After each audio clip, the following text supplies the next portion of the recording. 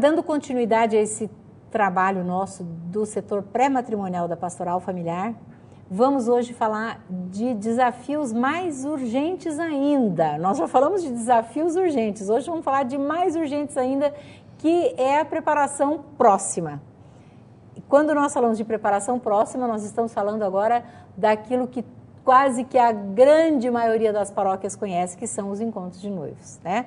Vamos ver então no slide seguinte o que a gente tem aí para vocês sobre preparação de noivos.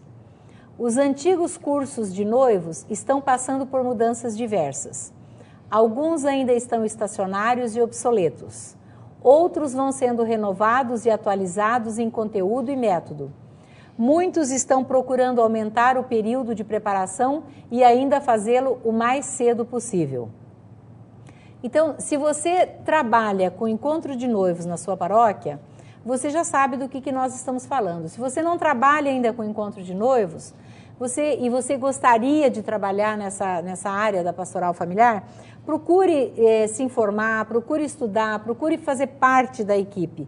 Mas é bom que todos tenham em mente o seguinte: existem encontros de noivos, que aliás até em muitas paróquias se chama ainda de cursinho de noivos, porque muito antigamente se falava curso de noivos, mas agora a gente prefere tirar o termo assim, curso, porque na realidade é um encontro, não é um curso, porque ninguém... curso dá a ideia de que você já está formado. Já sai formado, você já sai pronto, né?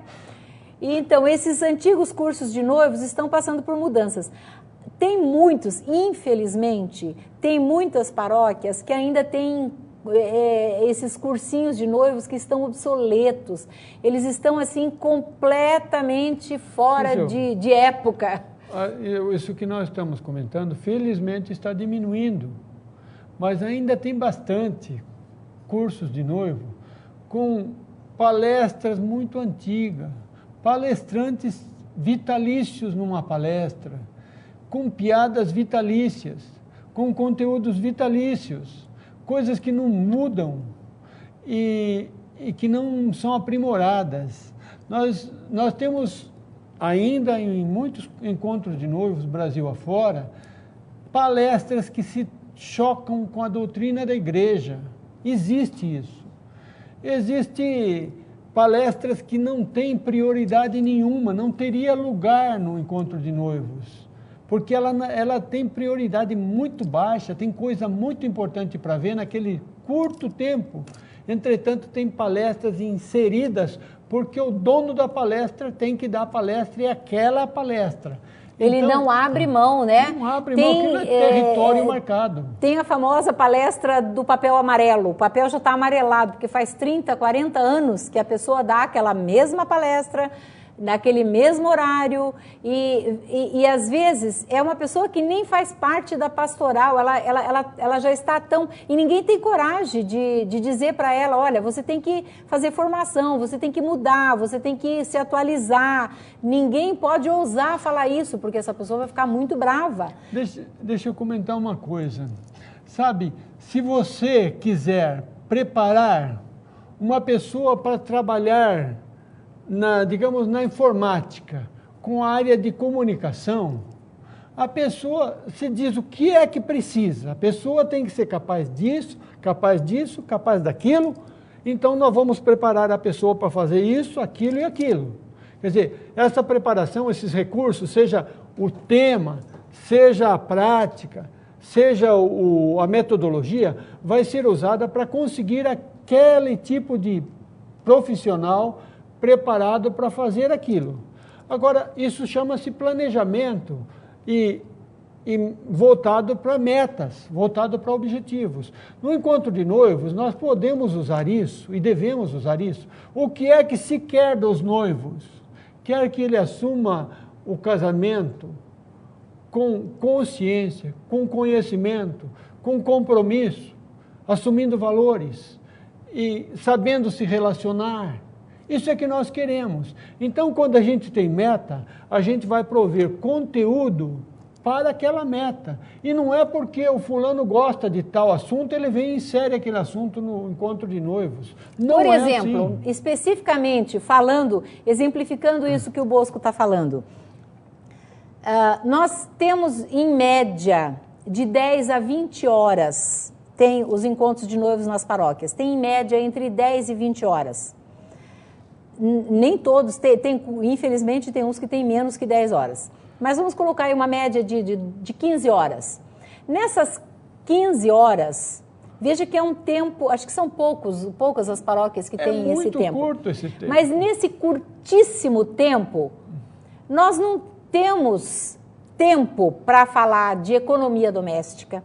Que bom se nós tivéssemos tempo para falar disso, mas nós não temos tempo para falar de economia doméstica, para falar de anatomia do corpo humano, para falar... São coisas que são importantes, mas tem outras muito mais importantes que essas para serem faladas, como, por exemplo, falar da proximidade com Deus, da dignidade da pessoa, falar do diálogo, falar da importância dos valores evangélicos na vivência familiar.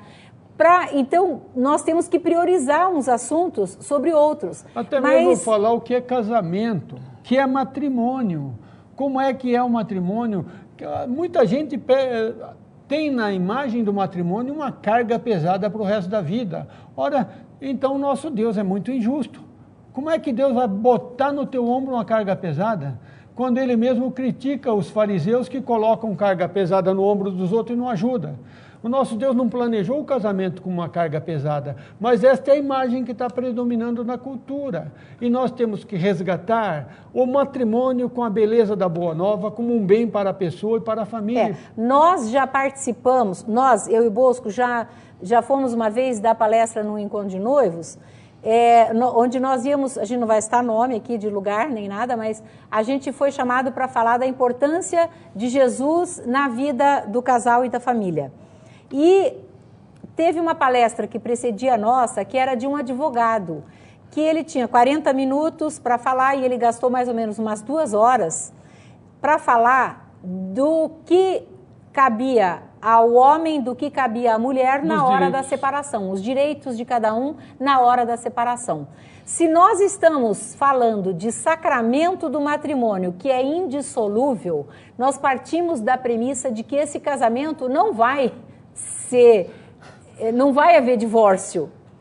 Então, para que uma palestra dessa? Ah, não, mas eles se interessam, eles querem saber. Meu Deus do céu, então eles que vão consultar um advogado lá no escritório dele. Mas aqui no Encontro de Noivos não é hora de fazer isso, de dar uma palestra sobre partilha de bens na hora da separação, porque nós partimos da premissa de que não vai haver separação. Não é que partimos da premissa, que ela é uma realidade. Então, nós precisamos ver isso no planejamento. A gente tem que planejar o encontro de noivos, projetar o encontro de noivos para as finalidades, para as metas que estão claramente estabelecidas. Se nós fizermos isto, o nosso encontro de noivos vai estar voltado para aquilo que é a finalidade dele. E nós não podemos ter medo de mudar para melhor, mudar sempre fundamentado nos valores da igreja, nos ensinamentos da palavra de Deus, nos ensinamentos da igreja, e daí tem os subsídios que a CNBB está propondo. Eu acho que no final desta aula ou da próxima aula a gente vai apresentar novamente os subsídios, mas eu ainda, voltando a falar aqui das equipes, porque a gente tem que ver com muito carinho essa questão de equipe para trabalhar em encontros de noivos. Olha, tem muitos profissionais de palestras, principalmente em encontros de noivos. A gente conhece, nós conhecemos gente, por exemplo, que a pessoa ela tem uma palestra domingo às 2 horas da tarde. Ela escolheu que ela quer dar essa palestra domingo às 2 horas da tarde. Domingo de manhã, ela levantou, o marido tinha que jogar bola, a mulher tinha que fazer almoço, depois que eles almoçaram, que fizeram tudo, aí então eles vão lá, dão essa palestra e voltam para casa. Aí, de manhã, teve uma outra pessoa que foi lá, deu uma palestra, voltou para casa.